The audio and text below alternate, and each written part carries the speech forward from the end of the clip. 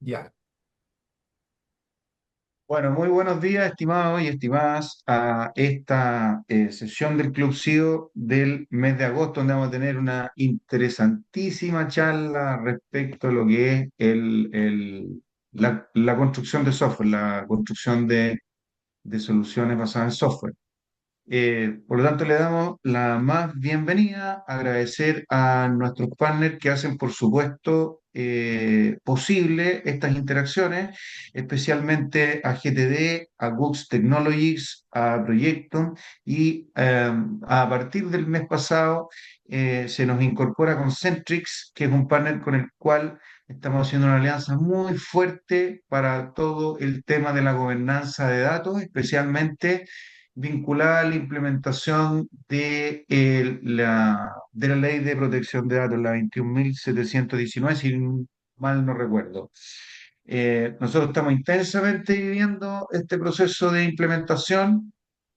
Eh, Vamos a incorporar evidentemente plataformas de tecnología, Concentrix, y próximamente les vamos a estar compartiendo nuestros principales aprendizajes en torno a este tema, porque es tan grande y tiene tantas cabezas que a veces es difícil de poder orquestar adecuadamente una ejecución que sea simple y práctica, ¿ya? Porque si no, uno puede llegar a enredarse mucho con los temas legales.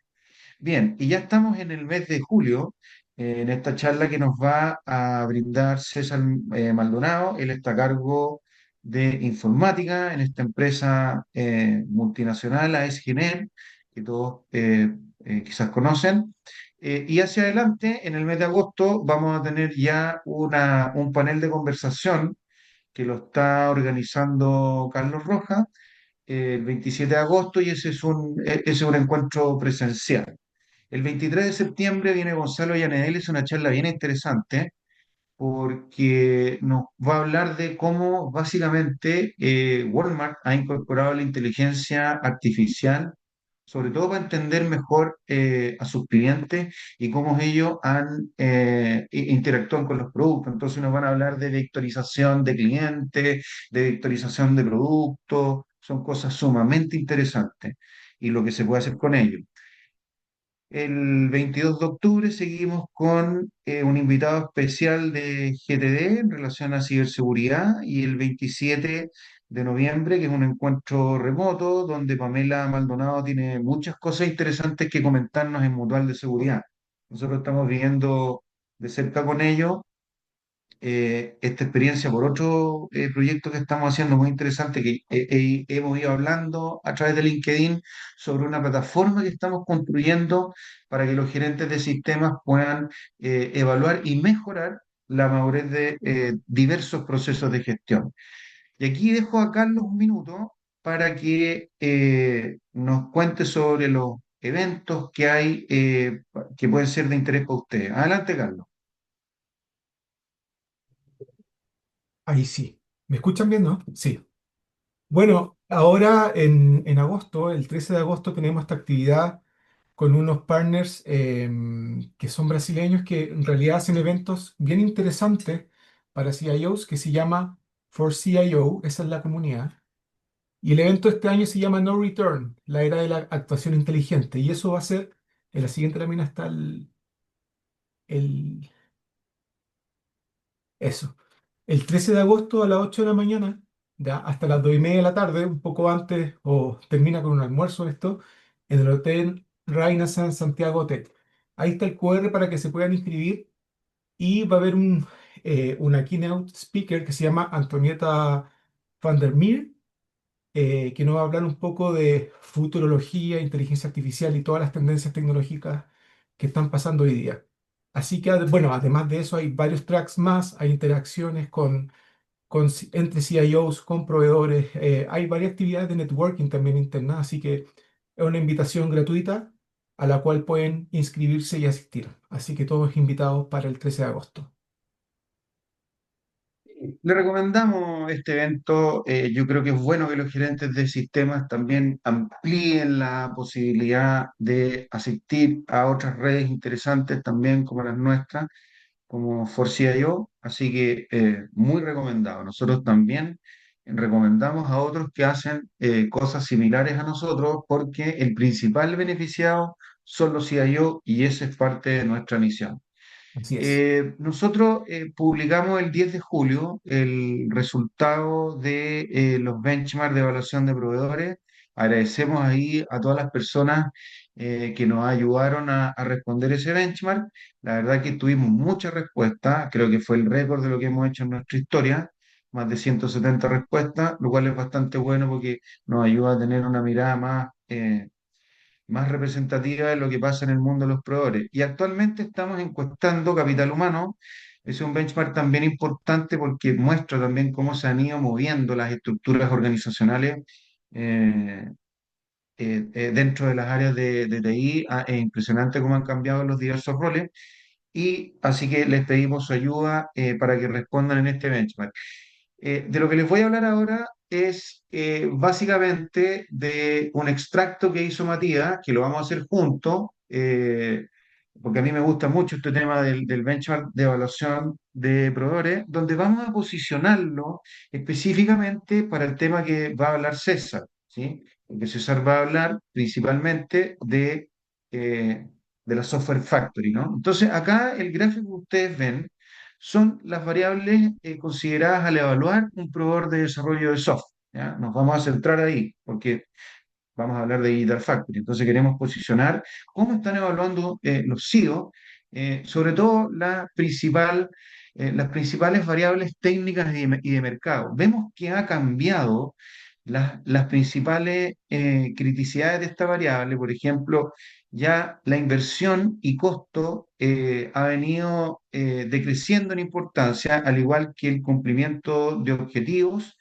y el cumplimiento de plazo en menor medida. Lo que sí ha ido variando es una mayor exigencia por las competencias técnicas de los profesionales en conjunto con también la experiencia tácita que estos tienen al ir desarrollando e implementando eh, todo lo que tiene que ver con un desarrollo de software. Entonces vemos que la competencia técnica de los profesionales pasa de un 15,9 a un 19,5 y la experiencia de los profesionales pasa de un 14,8 a un 17,9. Da la impresión de como que se está exigiendo más a las personas en relación a finalmente el valor que puede agregar una pieza construida con artefactos digitales. Y cuando uno mira el ranking de los servicios respecto a las variables de competencia, específicamente las que miramos anteriormente, eh, uno se da cuenta que desarrollo y mantención de software es básicamente, está en el lugar número 5, ¿sí? Por lo tanto, tiene un espacio, ese workload, para seguir mejorando en el tiempo. Lo que está mejor evaluado en relación a las variables asociadas a la experiencia y a la competencia de los profesionales es sin duda la implementación e integración de tecnologías de ciberseguridad. Y enhorabuena, digamos, porque eso lo que ayuda a las organizaciones es básicamente estar más protegidas.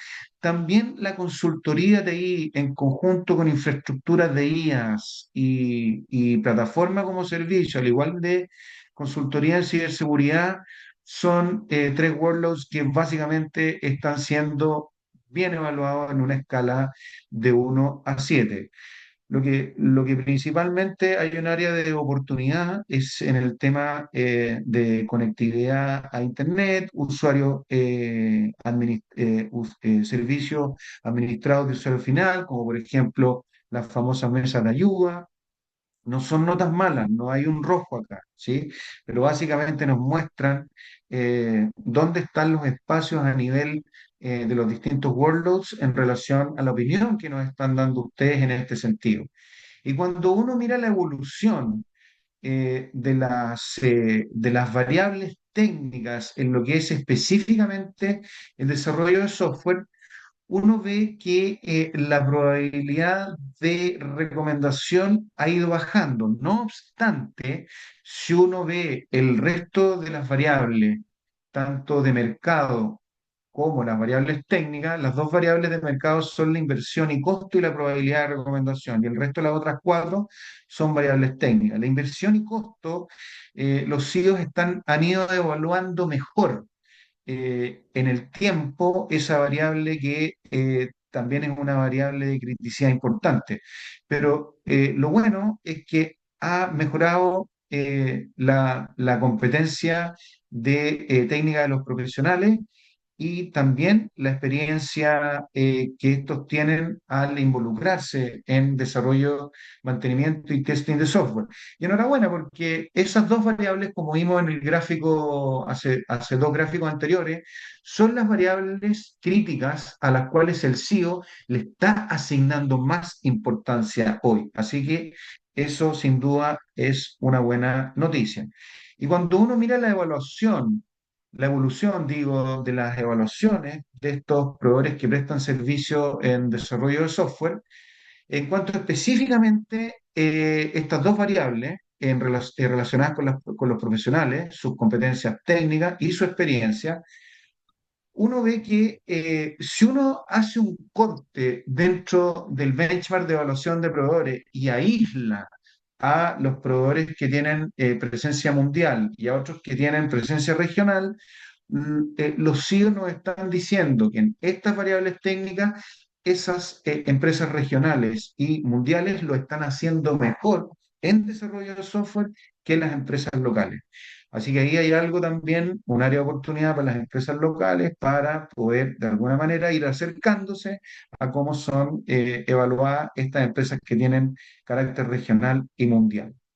Y con esto los quiero dejar con César Maldonado. César Maldonado es un ejecutivo, bueno, muy cercano al Series C. Él ha participado en un Product Discovery muy importante que nosotros estamos haciendo para poder hacer un revamping de la forma en la cual nosotros básicamente realizamos las investigaciones de nuestro estudio y también la forma en que hacemos el delivery, la entrega, ¿no? Él tiene más de 25 años de experiencia liderando múltiples transformaciones en empresas en sectores energético, minero, consultoría y administración pública. Por lo tanto, tiene un radar bastante amplio en cuanto a su experiencia. Eh, Así que él actualmente es CIO y director de transformación digital de Happy Work y nos va a hablar de básicamente el framework, el marco de trabajo y el modelo operativo de fábrica de aplicaciones versus IA Factory. O sea, una fábrica de desarrollo de software que usa la inteligencia artificial. Así que yo le cedo el control, mi estimado César, muchas gracias, para que el resto de las personas puedan compartir tu experiencia. ¿Escucha? Buenísimo, perfecto. ¿Comparto yo, Carlos, o compartes tú? Comparte nomás, César. Ah, perfecto, buenísimo. Para que tengas tú el control total. Me parece estupendo. Y vamos a hacer-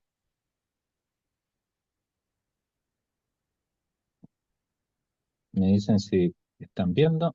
Sí, perfecto. Perfecto, buenísimo. Bueno, una pequeña introducción del proceso de lo que estamos viviendo, digamos, ¿cómo se llama? En la transformación. Y como las transformaciones incluso nos impactan a las personas, hay quizás solo actualizarles. Yo hasta el mes de junio, digamos, y finales de junio, estaba como director de tecnología de AES Andes, empresa de energía, para para el caso de Chile. Y bueno, y hasta el 2024 incluso estuve liderando 9 países, digamos, en la región, cumpliendo casi 20 años en la compañía. Y precisamente ahora, ya en julio, después de un proceso ahí de negociación de mi salida, pues, cumpliendo casi 20 años, estoy ya ahora digamos, con una empresa personal, en particular un emprendimiento que partimos hace, no sé, antes de la pandemia, digamos, con mi socia. que se llama Happy Work, y en esta instancia de transición. Ahora, lo que les voy a contar de la IA Factory y de la fábrica de aplicaciones es parte de lo que nosotros iniciamos en AES, de experiencia real, y que tiene que ver un poco con lo que hoy día nos están ofreciendo los gigantes, marcas como Dell, HP, Nvidia, etcétera. O sea, hay un montón, digamos, de que están hablando de estos conceptos de la IA Factory, y seguramente le han llegado algunas propuestas. La diferencia fundamental radica en que lo que vamos a ver y lo que les voy a presentar tiene que ver con, no solo la caja de herramientas o de soluciones de infraestructura optimizada, desde los servidores, las GPU, las componentes, las llaves, etcétera, sino que al mismo tiempo vamos a estar viendo cómo, llevamos el escenario, digamos, de la infraestructura optimizada, y cómo lo vivimos nosotros en AES en ese minuto, cuando yo lo estaba liderando, en un modelo operativo in-house. Y partimos con los modelos clásicos, que es un poco lo que vamos a estar revisando ahora. Entonces, puse esta lámina porque está de moda, ¿no? Todos supongo que escucharon lo del chino. Bueno, aquí vamos a hablar un poco de la IA Factory versus la fábrica de software en interior, realidad versus expectativa, como dijeron algunos. Y si entramos en materia, solamente para hacer la fase de, el assist versus el to be, nosotros cuando arrancamos con una mirada de lo típico. Estamos hablando contexto año 2017, 18, 19, donde hablábamos de, modelos de Scrum, modelos Agile, DevOps, etcétera. Y generábamos nuestras tribus, squad, y generamos incluso verticales al interior de la organización, como muchas organizaciones lo hicieron. Yo recuerdo que tanto en el Banco de Chile, en el BCI, etcétera, que han estado haciendo presentación a lo largo del CIO, del Club de CIO, han mostrado como algunos incluso apuntaron a un modelo bimodal en su minuto. Bueno, nosotros hicimos algo parecido, pero generamos lo que era una fábrica de software in-house. Y en ese minuto basado en el modelo tradicional, que tenía que ver con Scrum, Agile, DevOps, etcétera. Y el objetivo en el tiempo que fue transitando fue llegar a esta IA, digamos, factory industrializada, que en el fondo era movernos de un modelo, y se lo pongo en un ejemplo, de los RPA, por ejemplo, tradicionales, a un modelo IPA. Y lo mismo con la fábrica de software tradicional, desarrollando con ingenieros de software, a un modelo con inteligencia artificial, donde había ya estos agentes y estos Copilot, que me gusta el nombre que le puso Microsoft, porque realmente es un copiloto, digamos, a la inteligencia artificial, más allá de la marca, digamos, de Microsoft. Es un poco el contexto. Ahora, ¿cómo partió esto? Y quizás remontándose a la historia, parte así. Parte con efectivamente armando las tribus, armando los equipos de operaciones, generamos verticales dentro de la organización, y esto quizás como estructura organizativa fue realmente importante, fue un antes y un después de la típica y clásica organización de aplicaciones en los modelos fundacionales de un área de tecnología, donde armamos una estructura, y esa estructura apuntaba a las unidades de negocio. La establecimos con verticales con foco en el negocio, en el área de operaciones, en el área comercial, en el área nosotros llamamos T&D, digamos, que tenía que ver con todos los temas de desarrollo de los negocios a nivel, digamos, eléctrico, y el área de OIM, ingeniería de construcción, etcétera. Entonces, ese tipo de elementos nos permitió armar, tribus a nivel, digamos, del equipo, generar los, equipos de desarrollo, y generando optimización y eficiencia, porque teníamos equipos en los diferentes países, y nosotros nos tocó también hacer una racionalización, no solo de aplicaciones. Pasamos de un volumen que teníamos 720 aplicaciones a tener 150, 160 aplicaciones, pero además eso implicó también hacer reducción de costos, que fue la clave fundamental para efecto del proceso. El plan siguiente, ¿cuál fue? Bueno, veamos el marco metodológico, y empezamos a hacer el discovery en el tiempo de las herramientas que nosotros íbamos a utilizar. Desde los clásicos, por ejemplo, nos basamos en un modelo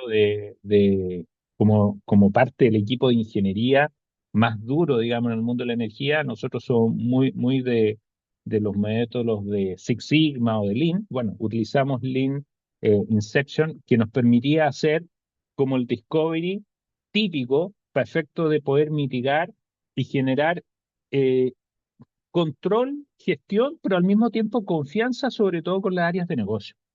no desde el ámbito digital, sino que desde la área de negocio, para bajar esa incertidumbre.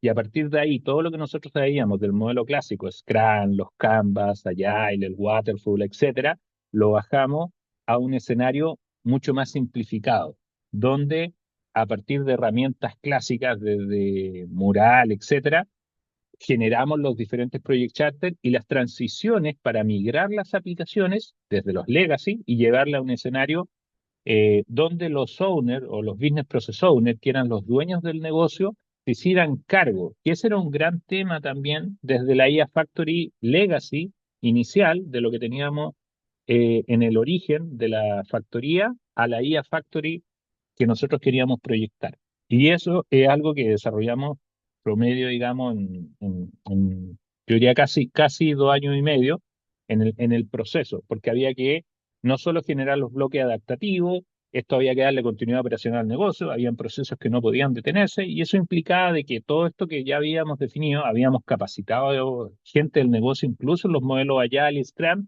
y ahora teníamos que hacer como un proceso nuevo, que era en el fondo el desaprender y volver a aprender para poder en operación todos estos modelos que se estaban gestionando durante la transición entre el 2024, 2020, 2023, 2024 y parte del 2025.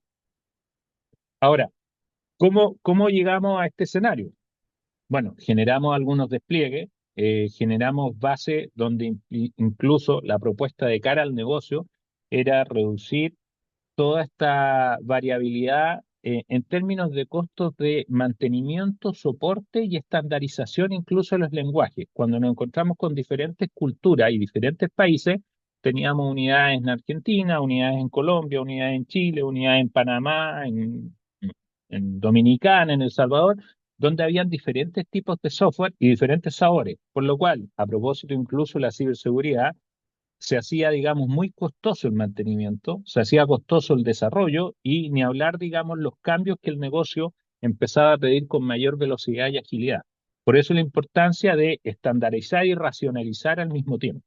Y eso es parte de lo que nosotros estuvimos haciendo. Entonces, bajamos a un estándar, después definimos pruebas, generamos, digamos, primero la estabilización de las aplicaciones. Una vez que generamos ese gobierno y estas células empezaron a transformarse a nivel de desarrollo, generamos esa gobernanza del dato, la adopción, para efecto de que nuestra gente en los diferentes países fuera generando control y gobierno sobre lo que era su aplicación, pero al mismo tiempo desde la fábrica de software ir generando la inteligencia para ir escalando sin depender exclusivamente de un partner, de un socio, de alguien específico, digamos, sino que al mismo tiempo que eso no nos fuera a disparar, por ejemplo, en el estado actual, que hoy día se habla mucho de los tokens, los costos, por ejemplo, a nivel de token. Entonces eso fue parte, digamos, de lo que empezamos a desarrollar. Sí, perdón, Voy a hacerte una pregunta. Mira, digo. encuentro fascinante el tema del testing, pero ¿hasta qué punto uno puede garantizar que el testing está terminado? Porque sinceramente uno siempre se encuentra con sorpresas, aguas abajo, y uno se da cuenta que o el testing no fue lo suficientemente profundo o el diseño tuvo errores aguas arriba que finalmente uno se empieza a dar cuenta en el testing. Entonces, ¿qué experiencia han tenido ustedes ahí específicamente con el testing? Porque yo encuentro que eso es vital para que después tú puedas hacer un onboarding razonable con una liberación razonable. Si no, el onboarding te fuga todo el valor. No, totalmente, totalmente. Lo que pasa es que primero nosotros definimos un ciclo de vida para el testing. El testing lo establecimos con una metodología de end-to-end a nivel de ciclo de vida. Es decir, no era un testing primero sin fecha de término, no, tenía una fecha de término. Y al establecer un marco metodológico para no solo el discovery de la prueba y del soporte, lo que hicimos fue usar este concepto del living section, mural, etcétera, acotar los MVP, el producto mínimo viable, reducir la incertidumbre y acotar los tiempos. Con eso generamos los project charter, sumamos, digamos, tempranamente a los equipos de ciberseguridad, de hosting, de data y al cliente que lo insertamos en el desarrollo, aplicamos el marco híbrido, donde la aplicación legacy tradicional se estaba ejecutando, y en paralelo nosotros estábamos haciendo la prueba de validación para efecto de que estos equipos híbridos que estaban trabajando fueran gestionando en las plataformas que eran, digamos, nosotros trabajábamos con las herramientas de Azure y de Microsoft, las herramientas de GCP en Google, y eso nos permitiera gestionar todo el escenario para efecto del soporte. Y con eso garantizar la transición fluida del mantenimiento operacional hacia el desarrollo y que el testing no se alargara en el tiempo. Y las métricas nos daban, cuando estábamos monitoreando en la adopción de los procesos, la herramienta, eh, promedio era entre un 80 y un 90% de nuestro equipo en términos de aceptación. O sea, si yo dijera, oye, era el 100%, yo creo que nunca llegamos al 100%, llegábamos como al 90%. Y con ese era, digamos, como el factor de riesgo y era aceptable, digamos. No sé si ahí respondí a tu pregunta, Francisco. Sí, muchas gracias. Muy amable. Buenísimo. Entonces, mira, después, ¿qué pasó? Fuimos a la parte de la arquitectura, porque la arquitectura era un tema no menor, porque había que, esto lo estamos contando atemporalmente, estamos hablando desde el 2000, promedio 19 hacia el 2024-25, donde todo esto está sucediendo en paralelo. Y está sucediendo en paralelo ¿en qué sentido? En que la capa de red, por un lado, a nivel de las comunicaciones, las APIs que se estaban desarrollando, que venían de esta factoría in-house tradicional, modelo Agile, Scrum, DevOps, etcétera, hacia esta transición de la IA Factory, donde la IA Factory lo que nosotros íbamos a hacer también era el mismo modelo de lo que hoy día, reitero, te ofrece un Dell, un HP, etcétera, que es en el fondo hacer in-house todo eso. Pero había que trabajar un poco el tráfico, ver cómo se comportaba nuestra red, nuestra infraestructura. Nosotros además, siendo una organización, hoy día, como diría la ANSI, organización de importancia vital, por nuestra infraestructura crítica en las instalaciones, teníamos que asegurar la data que está separada por el mundo de la operación a nivel OT y teníamos que asegurar la data que estaba por el mundo IT, para efecto que el tráfico, no solo en la capa de seguridad, no solo en la componente de comunicación, no generara merma en los servicios. Y en la capa de aplicación, los microservicios que estábamos alojando a nivel de Azure, Kubernetes, etcétera, se generaba, digamos, todo el procesamiento serverless hacia las funciones, digamos, de Azure, de GCP, de lo que eran nuestras componentes, digamos, primarias en la infraestructura. Y eso nos permitía generar este layer a nivel de la infraestructura, la capa de almacenamiento, que en el fondo nuestros sistemas de datos operacionales o bases de datos operacionales teníamos que generar storage y data logger que nos permitieran hacer una bajada local. Por ejemplo, si yo tengo una planta en el norte, hacer una bajada local y después esa bajada local replicarla a un concentrador sin perder lo que llamamos el historian o la base de datos histórica y generar las intercomunicaciones mediante interfaces de integración de data lake con Google Platform. Nosotros en ese caso estábamos utilizando BigQuery para efecto de generar, digamos, todas estas componentes. Y luego, en la componente de seguridad on-premise, era en el fondo generar estos túneles también a nivel de seguridad de VPN, dedicados para consultar los dominios, los controladores de dominio, las bases de datos, legadas, etcétera, y de esa forma generábamos canales de comunicación asegurando, digamos, la infraestructura. Y eso era un poco lo que nos permitía hacer un trabajo, digamos, seguro y confiable dentro de lo que estábamos proponiendo a nivel de la arquitectura, que era híbrida, escalable, pero que además estaba proyectada en el tiempo y que a lo largo nos permitió asegurar que nuestra carretera de comunicación, de hecho incluso el año pasado lo último que hicimos fue cambiar nuestra infraestructura y proyectarla, empezamos con toda la migración desde WAN de nuestra plataforma a nivel de comunicaciones también. Ahora, ¿cómo se genera este salto? Y claro, esto no es un secreto. Entonces, ¿cómo pasamos de este modelo tradicional de la fábrica de software a un IA Factory? Bueno, yo diría que utilizamos estos tres pilares quizás como fundamental, donde fuimos equipando todo el desarrollo con los asistentes de IA. Empezamos primero con un despliegue tradicional. El año 2023 partimos generando una política de IA.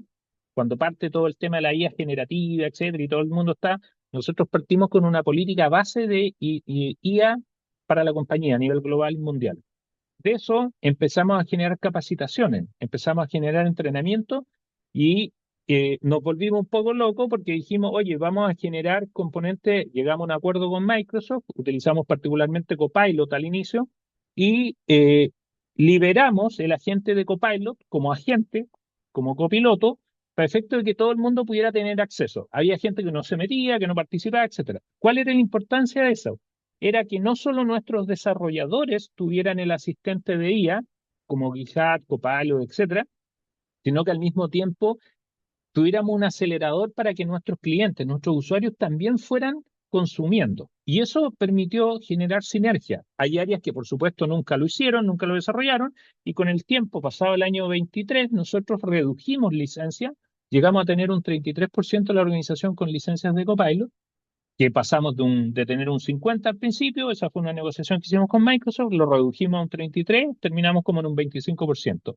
Y eso nos permitió acelerar desde la parte tecnológica la adopción, pero por otro lado, en la interna, desde el desarrollo, generar también la escritura, el código, los tests y la documentación. Entonces, ahí se empezó a cuadrar un poco el escenario. Entonces, fuimos trabajando en el background y por el otro lado fuimos generando una adopción a nivel empresa, a nivel compañía.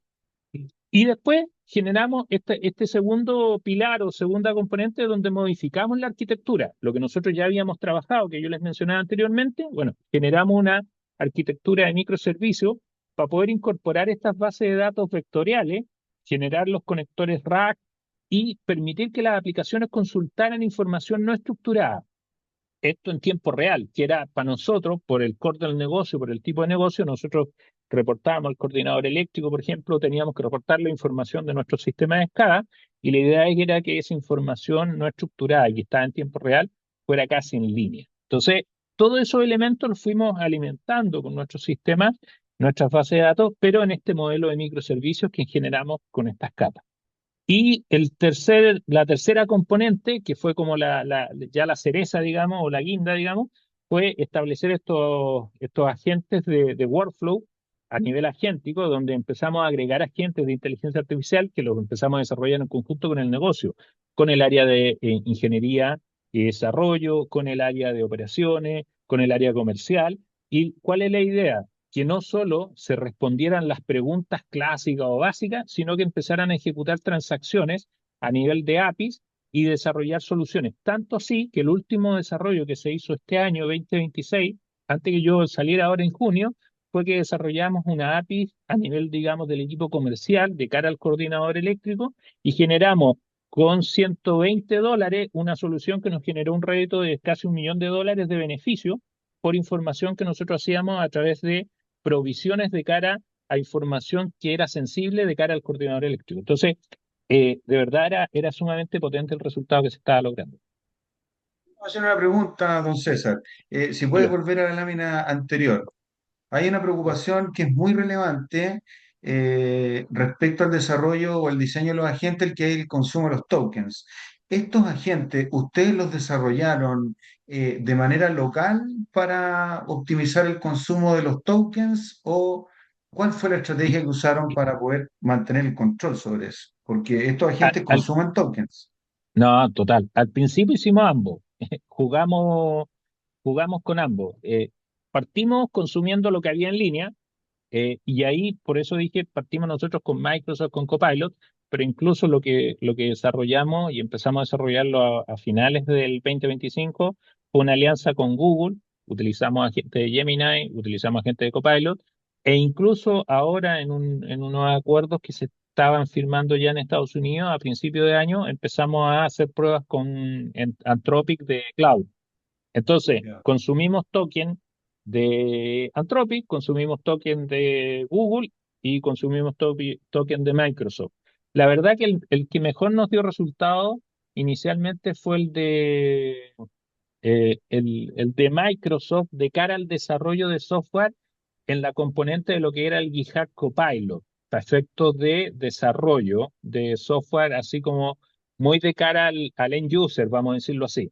Ahora, de cara a la ingeniería de software más segura, con los componentes de ciberseguridad, etcétera, la componente de Google, de Gemini, que el similar de GitHub Copilot y la componente de Cloud eran mucho más eficientes en términos del código. Pero si nosotros queríamos generar la simbiosis de cara al negocio, y que fue esta solución que les comento que se generó de casi $1 millón en términos de provisiones que se generan a nivel del área comercial de beneficio. Eso se provocó con GitHub Copilot. Y si bien es cierto el código era menos pulcro, menos limpio, nos tocaba hacer una doble tarea que era revisar la escritura del código. Y ahí sí había que controlar el token, porque efectivamente nos gastamos $120.000, $120, y que fue en un par de clics. Entonces, ese tipo de elementos fueron los que empezamos a visionar y es por eso que nosotros la propuesta fue, ok, no podemos depender de esos tokens afuera, por lo cual tenemos que desarrollar agentes internos, porque si no el presupuesto se nos iba a disparar, que es parte de lo que se está viviendo ahora, digo. César, te voy a hacer Interesante, una muchas gracias. Dale, tocayo. tocayo. Oye, muy buena la presentación, pero consulta, y un poco como antes de esto, es como, ¿qué barreras o cómo fue el trabajo con la mesa directiva de la institución? Sobre todo porque son instituciones, o sea, ustedes son están dentro de la industria que está protegida por ley, etcétera, pero en la mesa directiva hubo cierta resistencia al uso de IA, o no, o cómo lo trabajaron. Mira, no, quizás yo tengo la suerte, y es buena la pregunta, tocayo, porque el 2023, cuando partimos con esto de la inteligencia artificial agentic a nivel generativo, lo primero que se hizo fue escribir esta política, pero esa política nace de lo que nosotros llamamos una especie de business review, podríamos decir. Nosotros en la interna de AES le llamamos Spark, que era un evento que se hace a nivel mundial. Nos juntamos todos en Miami, para decirlo de una forma, y a nivel del C-level de la organización se trae siempre ejecutivo. Y en ese minuto nos trajimos a un chinito que es ex Google, que muchos lo deben conocer, que en el fondo él nos habló de las eficiencias y le habló al board, al directorio y a los C-level de la organización, de la eficiencia que se iba a lograr con la inteligencia artificial y el no hacerlo, en el fondo lo que hacía es dejarnos fuera de mercado.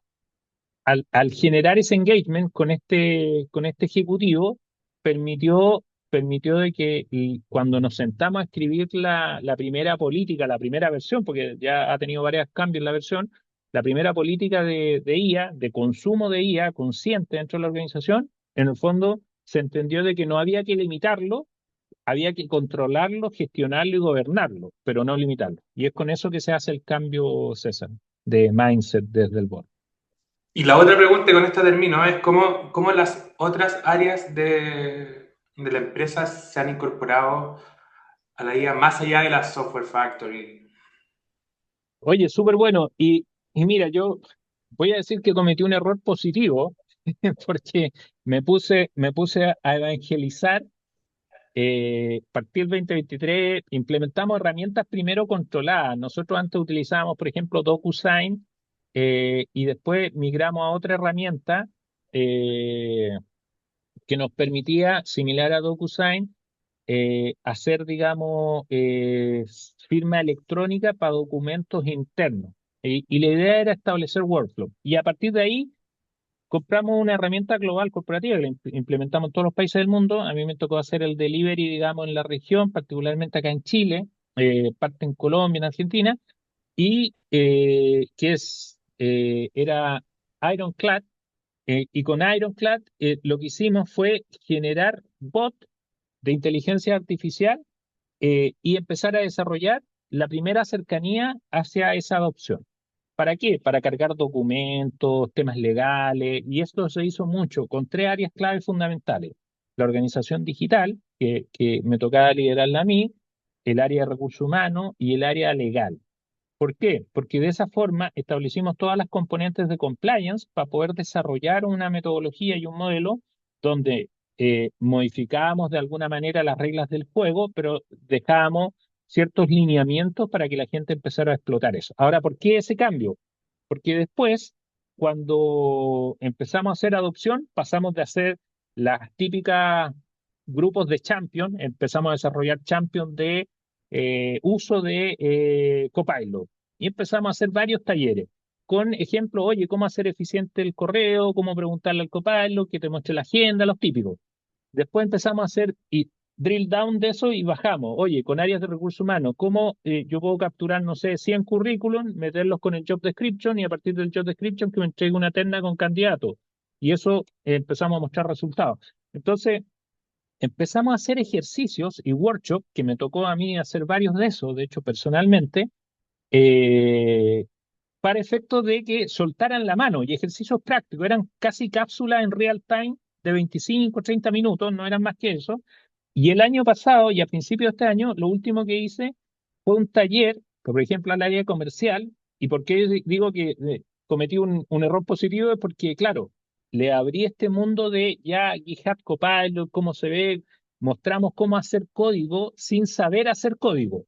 Y ahí el despegue fue, pero rotundo. O sea, ¿y por qué digo que fue un problema positivo? Porque los tenía a las 2, 3 semanas pidiéndome licencia, pidiéndome acceso, pidiéndome permiso. Algunos ya querían comprar con la tarjeta corporativa. O sea, fue una locura que administramos, gobernamos y entendieron que esto no había que hacerlo a la tonta y a la ligera, digamos, porque generaba un riesgo, pero en el fondo generó un despertar y hay como un antes y un después de esa charla. Yo creo que la clave fundamental, y quizás como mensaje aquí para todos y los colegas, es que uno no puede estar sentado mirando el servidor, el router, el switch, sino que tiene que pegarse más a los líderes de la unidad o las verticales de negocio y no perderle el miedo a entregarle el poder al negocio con un cierto grado de gobernabilidad, de política, de estándares, y entendiendo que si yo desarrollo el concepto del shadow de IT, pero controlado, gestionado, termina siendo positivo. Y eso es un poco lo que hicimos, digo. Muchas gracias, Tocayo. De nada.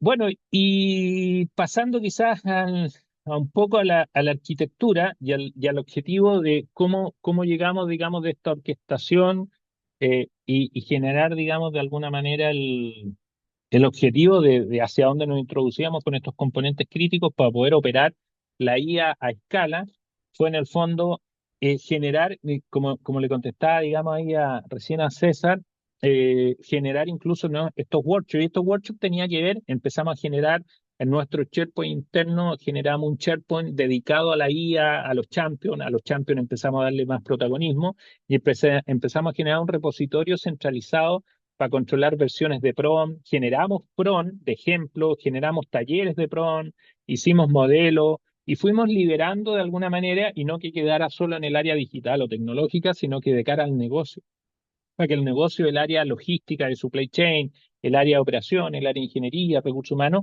pudiera ir capturando PRON ejemplos bien prácticos, bien reales, con lo que estábamos viviendo en la organización todo, desde la persona digital, desde el yo hasta mi cliente interno.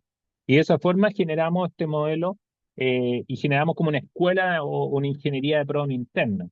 Y por otro lado, empezamos a generar también una capa intermedia para efectos de ir teniendo estas conversaciones a partir de las peticiones del negocio. Nosotros teníamos un modelo eh, que yo, digamos, había implementado, que en el fondo era reunirme con las unidades de negocio, al menos una vez al mes yo tenía reuniones con las unidades de negocio y además de revisar ciclos de vida, presupuestos, solicitudes desde el computador, el teclado, el mouse, el celular, las típicas que nos toca.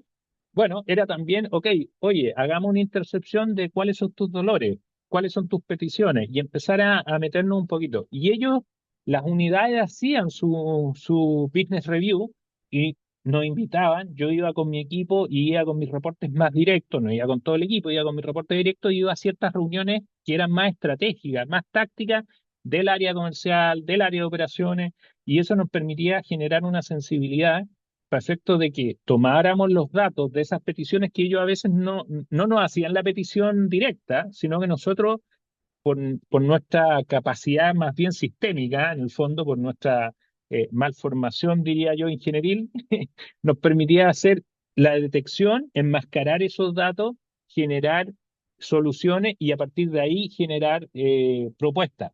Y propuestas que fueran alineadas para evitar estas alucinaciones de la inteligencia artificial, generar, digamos, un balanceo entre lo que quería el cliente y de alguna manera los modelos que se estaban proponiendo, utilizando el Azure de OpenAI, el de Anthropic, el de GCP con Vertex, etcétera, ¿no? Y de esa forma ir desarrollando un poquito el modelo. Y al final, establecer también ese control estricto que, apuntando a lo que decía Francisco hace unos minutos atrás, no solo de los tokens, sino que de alguna manera ir controlando que el negocio, la unidad de negocio fuera consciente del gasto de lo que íbamos a hacer, porque era una aventura. Y teníamos que no solo hacer lo que no pudiéramos hacer in-house, lo íbamos a consumir afuera, pero tenía que ser en un sandbox, en un ambiente controlado, para efecto de tener un control de los costos. Y es un poco lo que estuvimos desarrollando.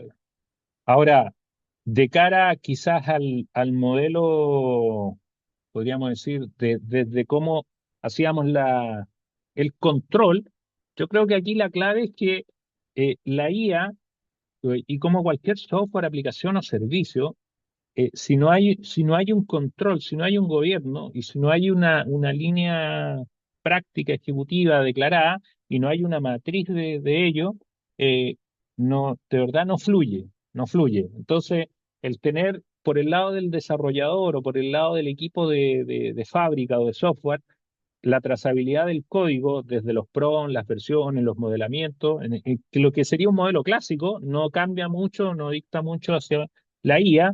Lo mismo, evitar esto de ser anónimo, digamos, así, a nivel de los datos, el tener, digamos, bases y límites vectoriales dentro de un rayado de cancha dentro de la organización, y al mismo tiempo, en el caso nuestro, teníamos que hacer un aislamiento de la red para efecto, digamos, de lo que era de cara al mundo IT o de cara al mundo T, y hacer, digamos, la segmentación para evitar, digamos, que la información corporativa entrara en modelos públicos, y eso lo teníamos resguardado a partir de soluciones que las teníamos más bien enjauladas o encajonadas dentro de la infraestructura nuestra Internet. Tanto así que en algún minuto nosotros consumíamos el Copilot y teníamos el Copilot in-house con típico modelo empresa, y teníamos el Copilot público al mismo tiempo. Entonces podíamos consumir los dos, pero se sabía a partir de la política de que cuando dijera arriba trabajo, era porque estábamos en un escenario seguro. En algún minuto incluso llegamos a desarrollar, entre 2023 y 2024, desarrollamos un chat AES, es decir, un chat GPT interno, digamos. Pero la verdad que no funcionó tan bien como nosotros quisiéramos. También jugamos a hacer nuestro chat. Eh, y bueno, quizás llegando un poquito, digamos, al cierre, lo típico, pues el análisis financiero de costo y el retorno de la inversión, que no es menor, perfecto, de cómo esto se hace atractivo. Primero, en el fondo, aquí traté, digamos, de poner algo un poquito referencial de lo que nos tocó hacer. Nosotros incrementamos definitivamente la velocidad de entrega y de soluciones. Si lo veo yo desde el 2021, 22, 23, 24, efectivamente hubo una aceleración en términos de soluciones, de productos a nivel de negocio, desde el modelo tradicional a lo que traíamos gracias, digamos, al desarrollo asistido. Por otro lado, se generó una reducción, y eso sí fue importante, de las fallas y las caídas o errores del factor humano en el tiempo de resolución frente a los incidentes. Y eso también nosotros participamos y tenemos plataforma en ServiceNow, generamos control, indicador y tablero, y vimos cómo la curva se fue aplanando y bajando en función de el modelo, cómo iba cayendo los logs respecto a lo que íbamos desarrollando con IA o a lo que teníamos de los legacy tradicionales heredados, y el nivel de fallo, de ocurrencia e incidencia. Y por otro lado, la disminución quizás de los costos en términos del retrabajo, que era un tema bien importante, porque era una queja que además tenía yo incluso de cara a ciertos proveedores, a propósito de los indicadores que nos mostraba Francisco, de desarrollo de ingeniería de software y de las empresas y cómo lo evaluamos nosotros. Una de las cosas que a mí me pasaba era que, teniendo algunos contratos corporativos, incluso algunos los fuimos cerrando y matando, digamos, con ciertos proveedores, era porque generaban una solución y después esa solución nos generaba un costo porque había que corregir una aplicación, nos generaba una intermitencia, al final nos generaba no solo una sensación a nosotros desde el equipo técnico, sino que de cara al negocio y a las unidades respectivas de que esta cuestión sigue fallando. O sea, le metimos una mejora, pero falla, falla, falla. Entonces, ese tipo de errores, una disminución casi un 40% ahí de corrección de errores que eran propios de estas mejoras. Y al final, el proceso, digamos, si uno definiera, digamos, en timing, esto nos tomó, como les decía yo, yo diría un poquito más de 18 meses, casi los 24 meses, para ir desplegando el modelo en la transición, cambiando, estoy hablando desde el end-to-end, desde el modelo de fábrica tradicional, Agile, de World Scrum, hasta llegar a este modelo. Lo que pasa es que nosotros lo fuimos viviendo en caliente en esa transición en paralelo, y logramos, digamos, hacer una reducción casi en el segundo año, de un 30% del costo, a nivel de los servicios. Incluso hay casos prácticos, yo recuerdo uno muy, muy, muy, muy real, por ejemplo, con los RPA, que estaban del modelo tradicional, licencias UiPath, etcétera, y lo pasamos a un componente con JSON, con Python, con modelos de inteligencia artificial, y pasamos de un costo que teníamos de, no sé, $120.000 a gastar $30.000. O sea, esa era la diferencia de ahorro en términos de costo. Y claro, si uno lo piensa, desarrollar un código en Python, en JSON, etcétera, no sé, te costaba $100, $120 versus una licencia UiPath que nos podía costar hasta 8.000, 10.000 o 12.000 dependiendo del modelo de robot que uno tenía. Y eso eran las eficiencias en costo al aplicar en la IA Factory todo este modelo. Eh, y que tiene que ver un poco con esto que les muestro acá, me adelanté. Entonces, fase de ello, y quizás si les puedo entregar una ruta así, como a alto nivel, tener esta parte fundacional definida, y yo diría que en un modelo bimodal en paralelo, porque hay que darle continuidad operativa, pero hay que hacerse el harakiri y declararle al negocio, ok, no vamos a crecer más con la aplicación ZZ, porque de verdad, o sea, los gastos, los costos, etcétera, o si me siguen ampliando el OPEX, me siguen ampliando el CAPEX, o tomamos la definición de no ampliar más esto y hacemos el cambio. Y ese fue, en las discusiones presupuestarias, fue un tema que yo llevé a la mesa junto con el equipo y que planteamos. Luego llevarlo a este modelo, empezar a desarrollar las aplicaciones, generar los agentes y no perderle, o perderle el miedo, más bien dicho, a que la parte agéntica tenemos que gobernarla, pero no limitarla. Entonces, generar despliegue, generar entrenamiento, y hay que invertir un tiempo, que es un tiempo que nadie te agradece y que al final en tu evaluación de desempeño nadie considera, pero que en el fondo es cómo generamos capacidades al negocio y a nuestro equipo para efecto de poder generar estos workshops, este entrenamiento y el perderle el miedo, digamos, al desarrollo de software o de aplicaciones o soluciones a través de agentes de inteligencia artificial. Yo diría que eso quizás, y con eso cierro. Muy interesante su presentación, César. No sé si hay alguien que quiera hacerle alguna pregunta en vivo y en directo, aprovechando el espacio. Yo encuentro este tema fascinante y creo que muchas, por ejemplo, el tema de las municipalidades, por ejemplo, que es donde yo me toca asesorar en los programas de mejoramiento de la gestión, siempre estoy introduciendo a través de esa vía la modernización digital. Y fíjate que yo te diría que hace unos 5 o 7 años atrás, el principal dolor de esa área era, me faltan desarrolladores, me faltan desarrolladores, me acuerdo. Ahora ya ese tema ya no existe. Ahora ya nos faltan desarrolladores. Ahora lo que hay es que al desarrollador le colocaron una herramienta muy poderosa para poder multiplicar su capacidad de desarrollo. Ahora, el tema es que eso hay que gestionarlo en la cadena de valor, Eso sí. desde el discovery hasta el soporte. Ese es el tema.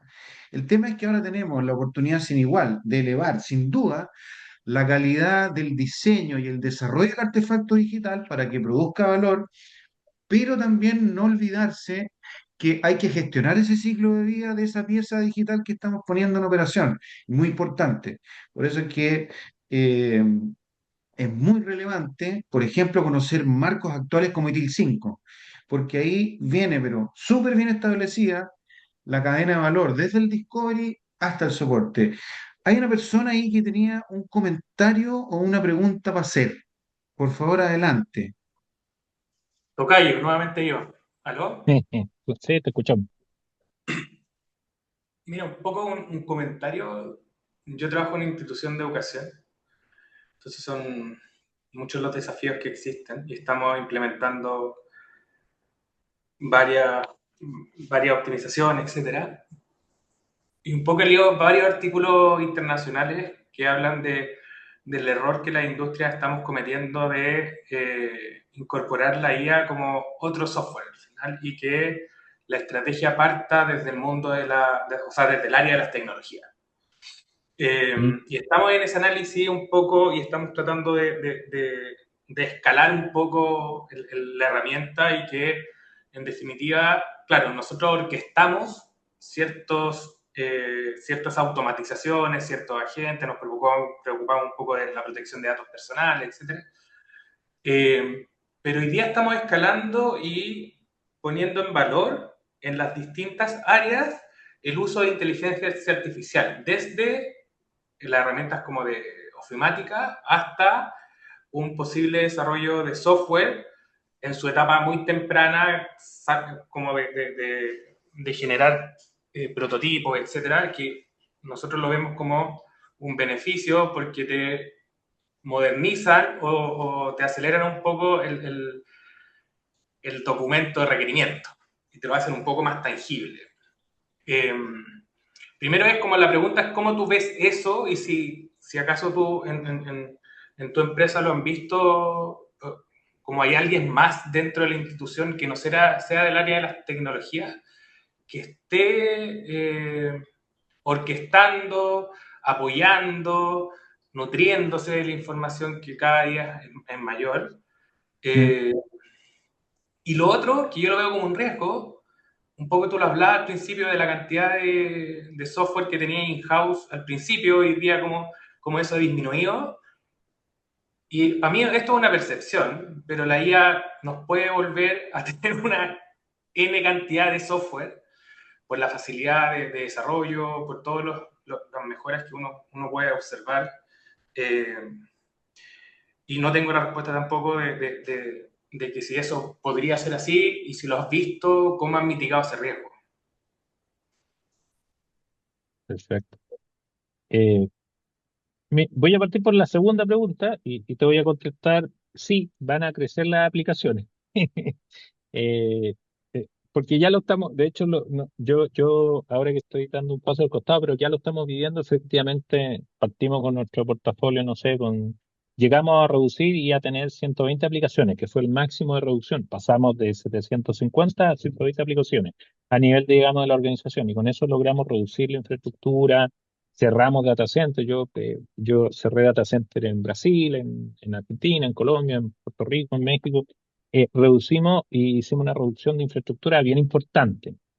Eh, Sin embargo, las aplicaciones efectivamente empiezan a desarrollarse en este modelo de la IA y empieza a crecer un poquito el escenario de las aplicaciones, eso es verdad.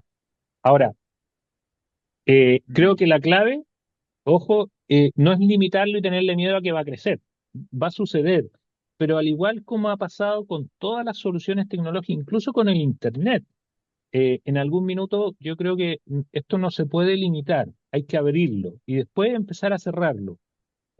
Por supuesto, hoy día hay más cosas exponenciales, hay más riesgo con los temas de la ciberseguridad y hay que controlarlo. Y eso no hay que perderlo de lado, sobre todo, pero no hay que limitarlo. Ahora, ahí engancho con lo primero que tú decías. Nosotros cuando partimos el 2023 con y soy majadero con el tema de la política, eh, yo creo que la base y la definición de la política de inteligencia artificial de la compañía es una política que está revisada por toda la organización, desde el marco legal, desde el equipo de compliance, desde el equipo de tecnología, desde recursos humanos, etcétera. Es una política que está revisada cuidando los aspectos eh, que rozan en el marco legal a recursos humanos, que rozan a compliance, que rozan a legal, que rozan a digital. Ahora, ahí parte la importancia de hacer la bajada de la adopción. Luego, me encantaría decir que, oye, había un área dedicada a eso no, la verdad que hoy día yo creo que nos han tratado de vender una figura, pero no existe. Y tecnología, nos guste o no, por eso nosotros nos tenemos que desmarcar del modelo tradicional de TI. Tenemos que evolucionar a un modelo más de negocio. Ojo, en otras reuniones del Club de CEO de la Católica, y lo hemos hablado con Francisco, con Carlos y con el equipo, con Matías, es importante que el CEO evolucione. Y nosotros lo vivimos en carne propia. Por eso incluso nos cambiamos el nombre en su minuto. Antes éramos una organización, la típica, éramos la gerencia de TI y nos cambiamos el nombre a gerencia digital. Y no era solo un cambio de nombre, sino que era cambiar el modelo clásico. No, si tú ves mi organigrama hasta junio, mi organigrama no era network, redes, aplicaciones. De hecho, yo tenía un organigrama en el cual se llamaba Workplace Experience, se dedicaba a la experiencia de usuario y estaba el back office, la mesa de ayuda, el soporte en terreno, etcétera. Tenía otra área que se llamaba Digital Platform y en Digital Platform teníamos redes, hosting y aplicaciones. Y teníamos otra área que llamábamos Smart Operation, que se dedicaba a los temas más duros, la infraestructura SCADA, la infraestructura OT, etcétera.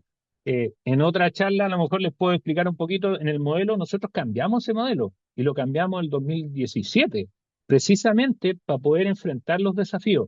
Porque si seguíamos dedicados a conversar del data center, sí, es entretenido eso, entretenido, pero la verdad que no le genera rédito a la compañía ni al core del negocio.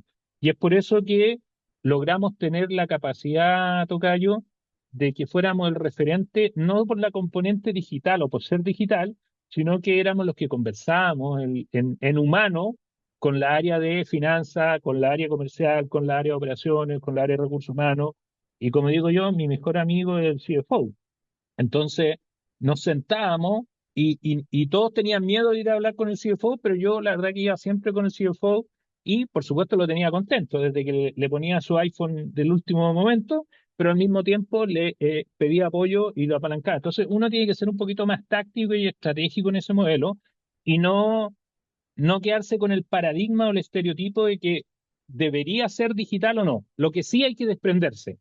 Y ahí hay que tener la parte fundacional de un equipo bien robusto de la gente que te reporta, para efecto de que pueda dormir tranquilo con la continuidad operacional, que no hay que perderla, la ciberseguridad, etcétera, y poder dedicarle este tiempo al negocio. Por eso a mí me tocaba ser casi como el predicador, para efecto de andar. Y mi equipo me decía, oye César, pero no te pongáis a vender la organización, porque claro, yo los tenía corriendo con otros temas y yo salía a vender el tema de la inteligencia artificial, a hacer los workshops, a hacer los talleres. Y la verdad que yo les decía, chicos, no tengan miedo. Y si en el fondo, si nos faltan manos, mi gran problema, ¿sabes cuál era, César? Era salir al mercado. Yo me junté con un montón de proveedores, tanto en la región como en Chile. No habían proveedores que tuvieran la capacidad de entender, porque yo le dije, yo no quiero que me vendan la solución X o Y, Z. Yo necesito que me apoyen con estos elementos para poder ser más eficiente y llegar a tiempo con las necesidades de mi cliente.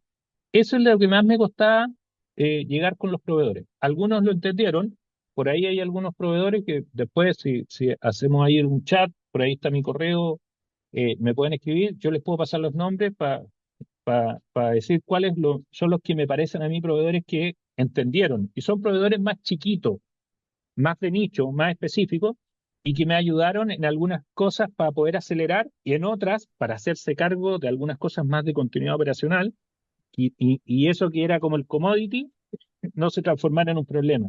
Yo siempre dije, para mí, servicios como impresión, no sé, los típicos, no pueden ser un tema. Porque si tú estás preocupado de la impresión, quiere decir que te olvidaste de una cosa.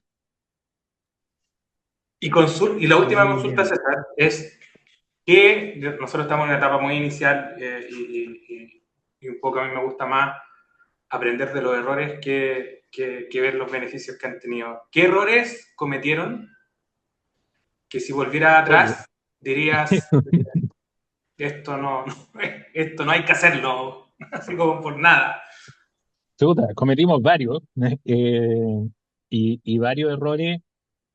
Por ejemplo, voy a ir incluso al mundo del cloud. Cuando vivimos el proceso por allá por el 2012, 2011, por ahí, y empezamos a llevar, digamos, los sistemas a la nube, empezamos a cometer los primeros errores por tomar este modelo Leaf and Shift que se proponía, y nos salió caro, digamos, en términos de la subida y la bajada de data, y jugamos con AWS, jugamos con Azure, jugamos con GCP. Una, no, mira, fue tan cara la jugada y tan honesto el error que en algún minuto hasta me invitaron como speaker a una reunión en Miami, digamos. ¿Y por qué? Porque éramos una empresa del sector industrial que había implementado modelos en la industria a nivel de cloud. Y claro, pero el costo fue bastante significativo en términos de nuestro OPEX, si lo vemos así. Ahora, ¿qué haría yo distinto? Tomaría modelos que en ese minuto nosotros no lo vimos con la visión de producto, que en el fondo era definir el propósito del producto, y que el producto, la solución o el servicio, digamos, tuviera un objetivo conectado con el negocio. Y esos fueron errores que vivimos en ese pasado. ¿Qué cambiamos después? Que empezamos a identificar las personas o los usuarios que eran claves, los business process owners estratégicos para las soluciones. Y a partir de ahí generar la conexión de la solución con la necesidad real. Y el tercer elemento fue que generamos ambientes de brainstorming, de lluvia de ideas, donde capturábamos las necesidades del negocio en estas revisiones que hacíamos mensuales de business review o de revisiones más estratégicas, y de alguna manera exponíamos al usuario, al cliente y al negocio cuáles eran las funciones, les generábamos líneas de tiempo y les decíamos, ok, mira, ¿sabes qué? Hay que planificar esto, hagamos un MVP, si nos equivocamos, equivoquémonos barato, rápido, pero hagamos la prueba, pero yo necesito que te comprometas. Y cuando hacíamos eso, habían proyectos que se iban inmediatamente porque la gente no se quería comprometer, pensaban que nosotros íbamos a llegar con la solución, y yo decía, no, mira, yo puedo hacerlo, pero la solución la tengo que trabajar contigo. Entonces, ¿quieres que lo haga? Perfecto. Dime quién de tu equipo se va a sentar al lado de mi equipo, yo lo pongo 24/7, pero necesito lo mismo de parte tuya. Y cuando enfrentábamos esas decisiones, el lanzamiento de los siguientes procesos se hizo mucho más eficiente. Bien. Eh, bueno, muchas gracias, César. No sé si alguien tiene alguna otra pregunta, pero ahí César dejó en el chat su correo para que lo puedan ubicar más tarde. Ya estamos sobre la hora.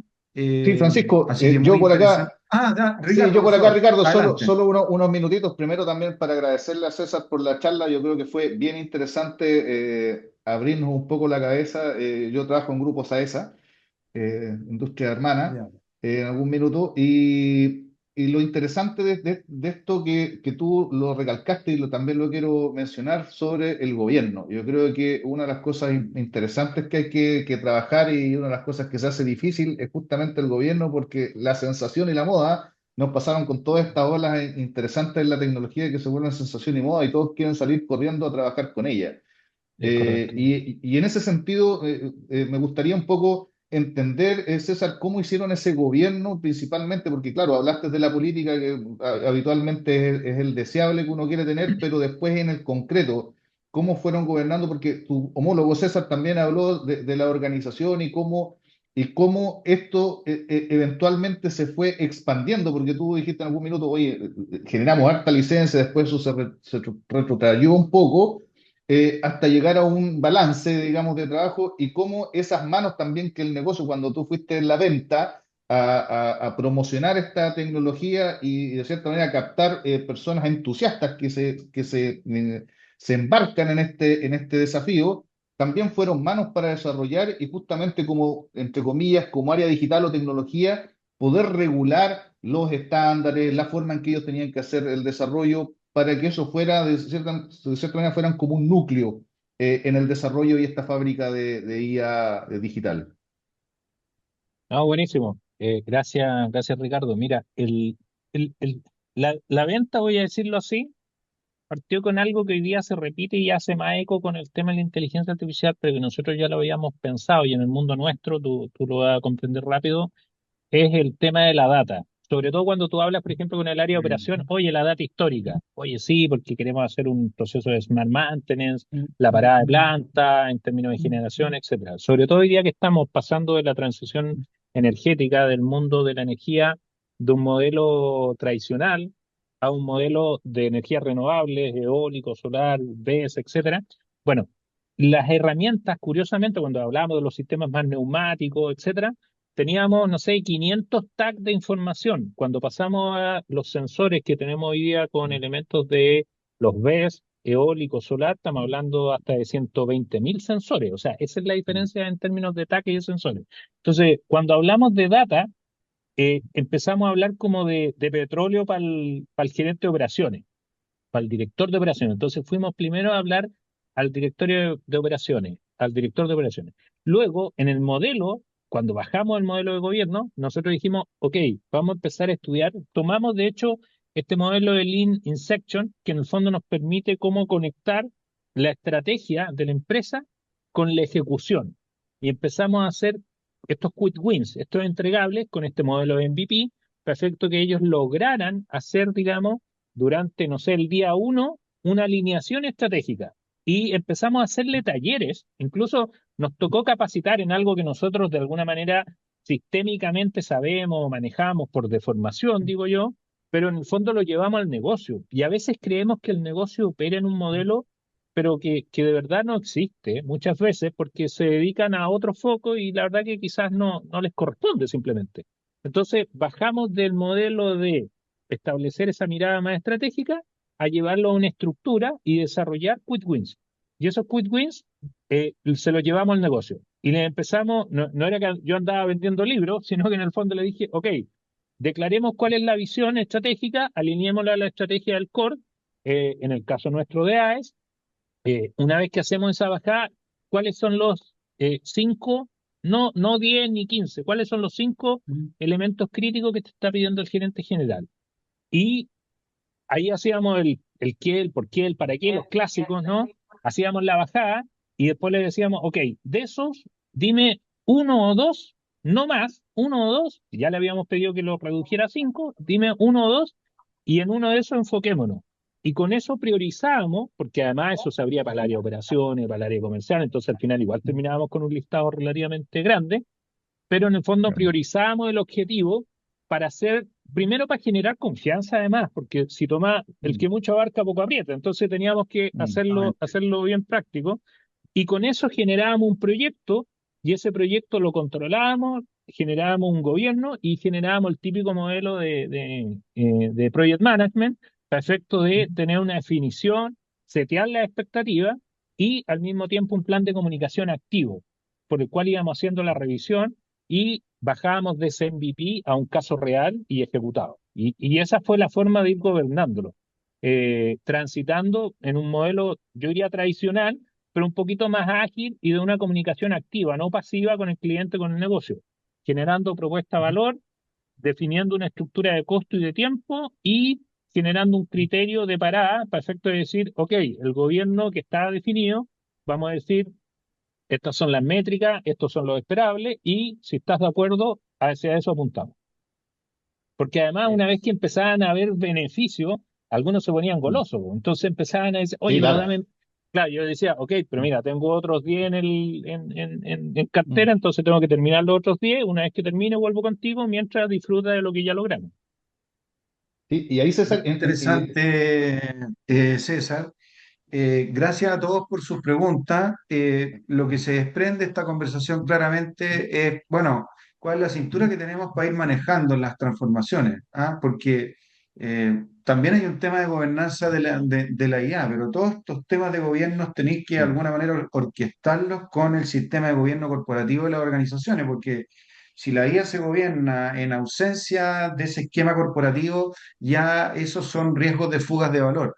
Eh, Así que los modelos de transformación que se ocupen son súper relevantes porque esos te indican cuáles son básicamente los patrones de iniciación de estas transformaciones, después cuáles son los patrones de gobierno que voy a ocupar para manejar estas transformaciones, porque no da lo mismo, pueden haber unas que requieren más discovery o pueden haber unas que son mucho más estructuradas, la forma de gobernar eso es distinto.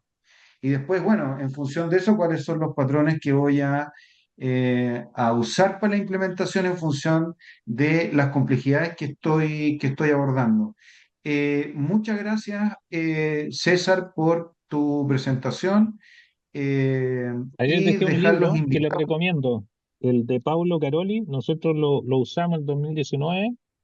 Hay creo que han habido otras versiones más nuevas, pero fue muy bueno ahí, Francisco. De verdad, se los recomiendo. También yo recomiendo otro libro que lo vende PeopleSearch que se llama ITIL Transformation versión 5. ITIL Transformation versión 5. Búsquenlo en internet. Es un modelo para gobernar las transformaciones sumamente interesante. Nosotros lo hemos probado ex post y funciona. La verdad que funciona bastante bien y se puede operacionalizar incluso con el uso de inteligencia artificial. Bueno, darte las gracias, César, por este tremendo tema. Yo creo que la ingeniería de software está más viva que nunca, sobre todo por esta proliferación de aplicaciones que es necesario gestionarlas y por lo tanto gobernarlas. Agradecer a nuestros partners que hacen posible que estos espacios se den, especialmente a GTD, Concentrix, Projecton y Books Technology y a nuestro media partner y de recursos humanos, IT Hunter y la revista Trentic. Dejarlos invitados para el panel de agosto. Próximamente estaremos anunciando en qué consiste, liderado por Carlos, y por supuesto ya empiecen a pensar qué proyectos podrían postular para la ceremonia de premiación que vamos a hacer el 18 de diciembre. Así que sin más, darles muchas gracias por haber participado en esta sesión de hoy día y nos vemos en agosto. Muchas gracias. Gracias.